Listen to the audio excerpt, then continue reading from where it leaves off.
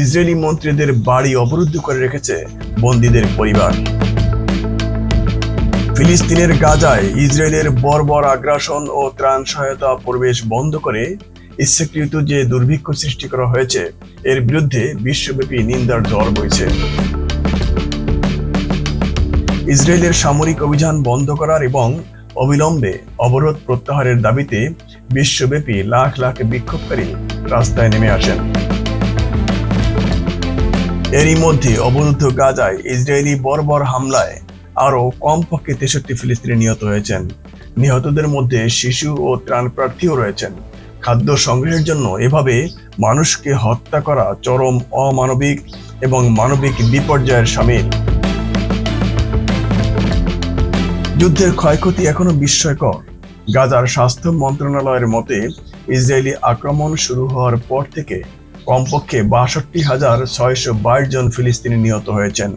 আহত হয়েছেন ১,৫৭,৬৭৩ জন। এদিকে এবার গাজা সিটিকে পুরো দখলে নেওয়ার জন্য শুধু হামলাই নয়, সেখানে থাকা চিকিৎসা কর্মীদেরও বহিষ্কারের নির্দেশ দিয়েছে আইডিএফ। ইসরায়েলের এমন পদক্ষেপের তীব্র নিন্দা জানিয়েছে গাজার স্বাস্থ্য কর্তৃপক্ষ। মানবাধিকার গোষ্ঠীগুলিও সতর্ক করে দিয়েছে যে এই অভিযান শহর থেকে প্রায় ১০ লাখ ফিলিস্তিনিকে জোরপূর্বক বাস্তুচ্যুত করার একটি বৃহত্তর পরিকল্পনার অংশ।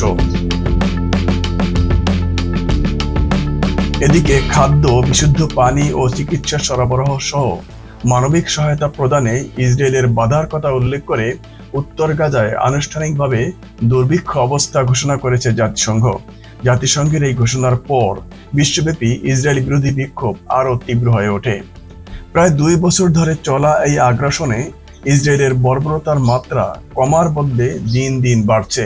একদিকে গাজার বেসামরিক জনগণ অবিরাম বোমাবর্ষণ, বাস্তুচ্যুতি ও বঞ্চনার শিকার হচ্ছেন, অন্যদিকে বিশ্বব্যাপী যুদ্ধবিরতির আহ্বান ক্রমশ জোরালো হয়ে উঠছে।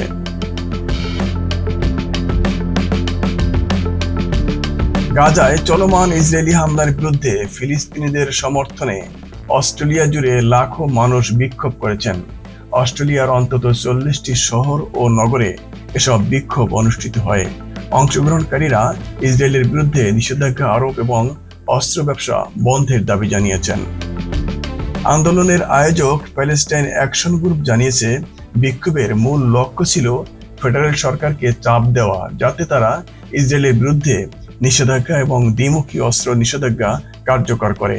আয়োজক জশ লিস জানান, সিডনিতে প্রায় ৪০,০০০, মেলবার্নে ৫০ থেকে ৬০,০০০, হোবার্টে ১০,০০০ এবং পার্থ, ব্রিসবেন সহ অন্যান্য শহরে হাজার হাজার মানুষ অংশ নেন। ব্রিসবেনে পুলিশ ১০,০০০ বিক্ষোভকারীর কথা জানালেও আয়োজকদের দাবি সংখ্যা ছিল ৫০,০০০-এরও বেশি। গ্রিনস পার্টির সিনেটর লারিসা ওয়াটার্স বলেন, রাশিয়ার উপর যেমন নিষেধাজ্ঞা রয়েছে, তেমনি ইসরায়েলের উপরও নিষেধাজ্ঞা আরোপ করা হোক। তিনি আরও বলেন, অস্ট্রেলীয়রা ভীত ও হতাশ যে আমরা ইসরায়েলি সরকারকে অস্ত্রের যন্ত্রাংশ সরবরাহ করছি, এটা বন্ধ করতে হবে। ক্যানবেরার সমাবেশে সিনেটর ডেভিড পোকক ইসরায়েলি নেতাদের বিরুদ্ধে নিষেধাজ্ঞা সহ আরও কঠোর পদক্ষেপ নেওয়ার আহ্বান জানান। সিডনির সংগঠক আমাল নাসের গাজায় পঙ্গু অর্থনৈতিক নিষেধাজ্ঞা এবং অস্ত্র সরবরাহ বন্ধের দাবি জানান। তিনি গাজায় দুর্ভিক্ষকে ইসরায়েলের ব্যবহৃত যুদ্ধের অস্ত্র হিসেবে বর্ণনা করেন। ইসরায়েলি মন্ত্রীদের বাড়ি অবরুদ্ধ করল বন্দীদের পরিবার। গাজায় বন্দী ইসরায়েলিদের মুক্তি করে আনার দাবিতে দেশটির শীর্ষস্থানীয় মন্ত্রীদের বাড়িঘর অবরুদ্ধ করেছে বিক্ষোভকারীরা। রোববার সকাল থেকে তারা সেখানে অবস্থান নেয়।